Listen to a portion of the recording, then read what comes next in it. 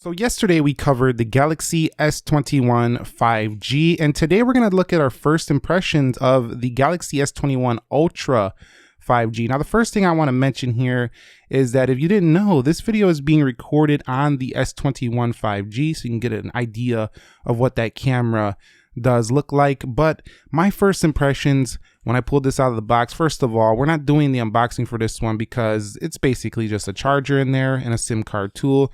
What you really came here for is the phone anyway. My first impressions were, I'm getting Note 20 Ultra vibes over here for the S21 Ultra, but definitely bringing it to the S line. Now, I will say that for some reason, this phone feels even more premium than that one, but only slightly, not by a lot.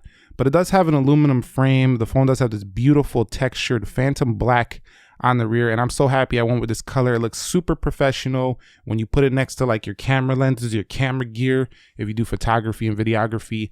If you don't, still, if you got a wallet or you got something that's black, it's gonna look super clean with it. Also, Samsung threw in a nice bundle, so I got the Galaxy Buds Pro with this.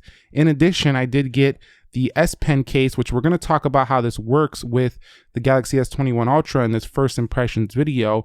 But yes, heavy, solid, luxurious, lavish, premium, whatever you want to call it, any name in the book, this phone right here is going to feel that way. It just feels rich. It feels beautiful. It feels like every dollar you paid for it. So Samsung's saying here, if you want the best of the best, you're going to pay, but at least we're going to give it to you here with this phone. They're making it very clear that the S21 5G and the S21 5G Plus are not the most premium of their phones because they took out they have plastic backs. They don't have this really solid Victus glass, and they just don't feel the same. So this one right here is top dog. That's the first impressions I got of this phone right from the get. Second thing I kept thinking about was how nice this matte texture is, or this textured glass is on both the camera housing and the back.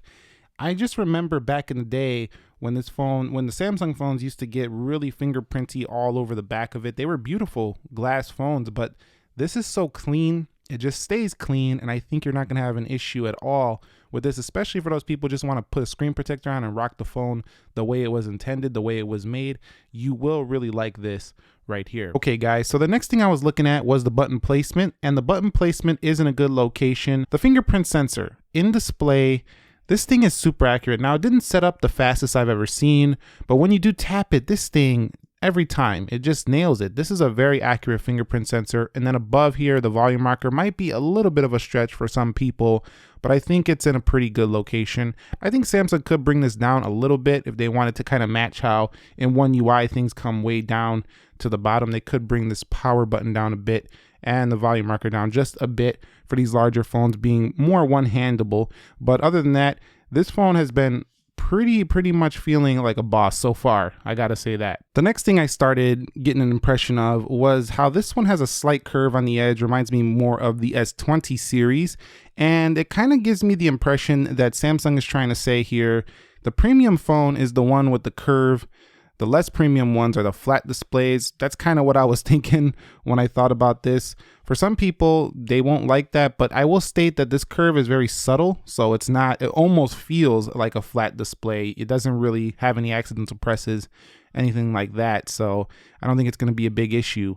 But that's kind of what I was getting an impression was that, you know, this is the premium phone, you get the curves on this one. Okay, guys, so the next thing I was thinking about with this first impressions over this past around 24 hours is the speed of this phone. Like, how fast is it going to be?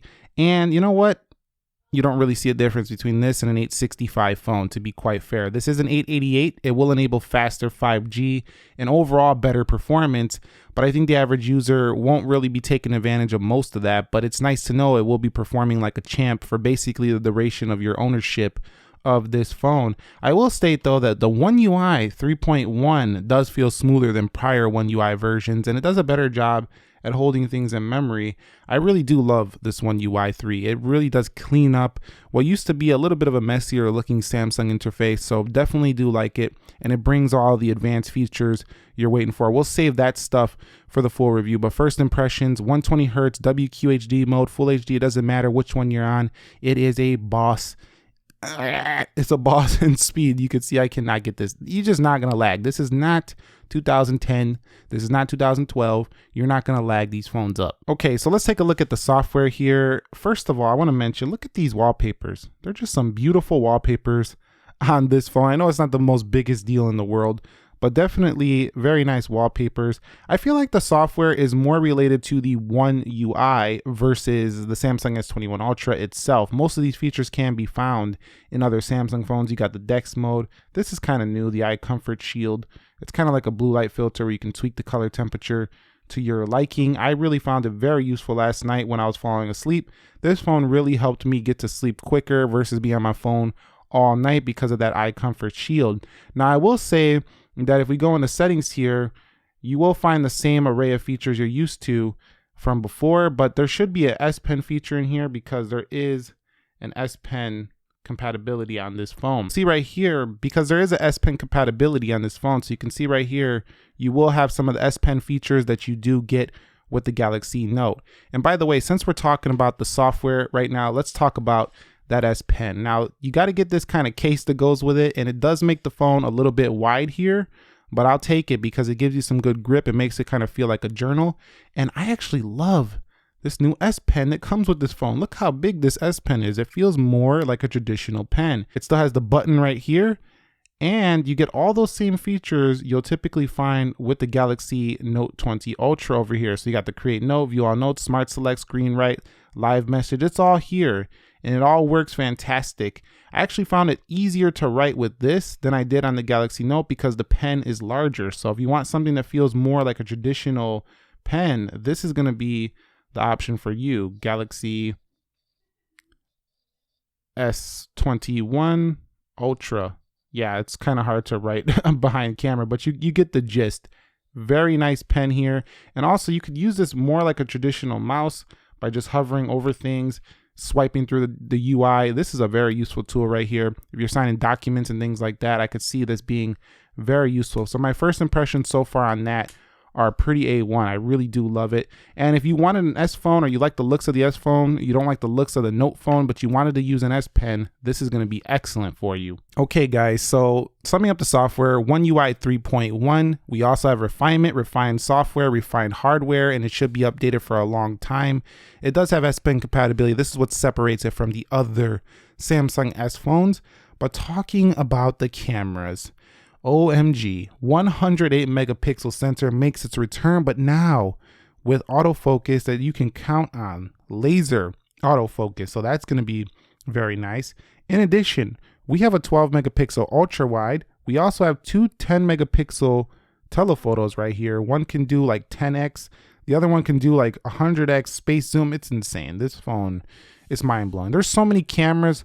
I don't even know if I got all the specs right. It's just mind blowing. There's just so much going on here. When you open this up, Samsung's making it clear we have the most options on our phone. Usually you'll see 3 options to zoom right here. You have 1, 2, 3, 4 different options you could change between. Point X, standard 1, you can go 3x here, you can go 4x, 10x, 30x, but this one will take you 10x optical. What a beauty. This thing can do basically anything your mind can think of.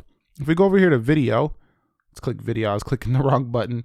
You can see up here, they moved the video settings right here. So you don't have to go digging around in your phone. They're all right here, front and center. UHD, you can go 4K 60. This can also do up to 8K over there. I'm not really going to be using that much, but I will be using the 4K 60. You have full HD.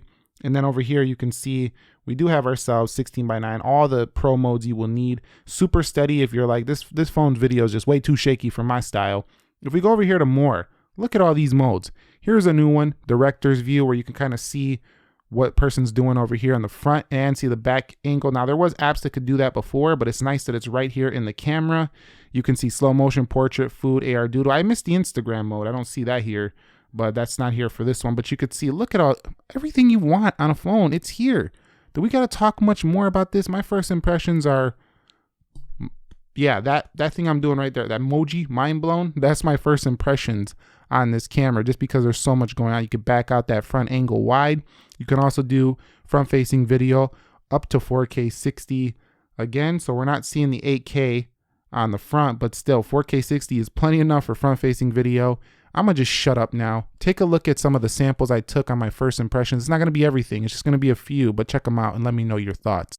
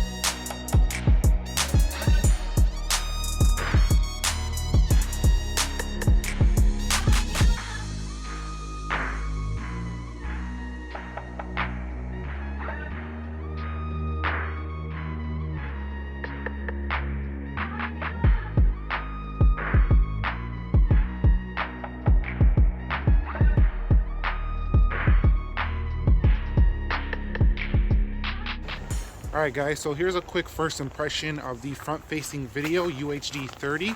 I can tell you it looks pretty stable, and the audio that comes out of it is also quite nice as well. So let me know your thoughts on S21 Ultra when it comes to that front-facing video. Okay, so we're on a walk here, taking a quick look at that rear-facing video. UHD, no super steady. This is kind of how it will perform here. Looks pretty fantastic. Let me know your thoughts down below. So let's listen to the audio. And how about the Galaxy S10e, if you have that phone? Very full sounding. We don't need to cover it 100% here, but my first impressions are it's full sounding, Dolby Atmos. We've been having this for a while and it's no different here. Now, storage, I went with the 128 gig because I like to transfer stuff off my phone and put it onto the computer. But if you need more space, you can get this thing in 512. I think there's even a 1 terabyte option if I'm not mistaken, but no expandable memory. If you want to know how I feel about this, I think for certain people, this is going to be super annoying because they might have a lot of content on their older SD card. I actually have one in my Note, and I loved every time I got a new Samsung, I could just take my photos and throw it on the new phone. I don't really like how I got to build up a new library of photos now on this one because it's all going to be on this internal SSD. But really, I think over time, you probably will get used to it. But for me, I'm okay with it because external drives are pretty cheap today, so you can just kind of transfer your stuff off. But it is a little bit of a headache. So let me know your thought about the removal of the micro SD card. And you're probably wondering, get to the battery, Nick. Talk about the battery. This phone's got a massive 5,000. How's it doing? Well, Samsung phones take a few days to actually get used to how you use it to get the best battery life. Learning usage patterns, you could see right there. So I can't give 100% right now, but it's draining similar to like what the Note 20 Ultra did. Basically, it will get through a full day.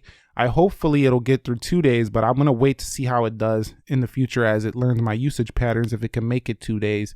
But for now, I'm going to say around a full day of pretty good usage. And so that's about it. I mean, we could talk about phone call quality, but it's excellent. We have 5G Qualcomm, so we're not going to have an issue there. Okay, so we're at the end of this video. Let me give you my final take on this phone. It's an absolute boss on first impressions. I don't even need to use it like more than a week, and I already can tell you, just in the last 24 hours, I can already tell you this phone is going to be one of the best of the year. It might be the best, and the year just got started. Let me know how the S21 did here on its camera. This is the 3x zoom right here, but the showstoppers here I think are just the look of this black color, the texture of the back, giving the design a more premium feel. And the cameras are really killing it. Usually you're used to having a really bright, beautiful display from Samsung phones, so that's not really a big change, but it's really these cameras seeing major improvements over the S20 Ultra. In addition to that, getting the more premium looking build. So definitely like that. Some people are going to be annoyed by the removal of the SD card and removal of the charger in the box, but if you order this on Samsung.com, sometimes you will get the charger as an incentive anyway. So thumbs up if you enjoyed my first impressions, and let me know what else you want to see going forward. We will be having the comparisons coming soon, but I was just so excited to talk about this and give my first thoughts on it. So thank you very much for watching. Subscribe if you haven't already, and I'll catch you all on the next one. Nick here, and peace.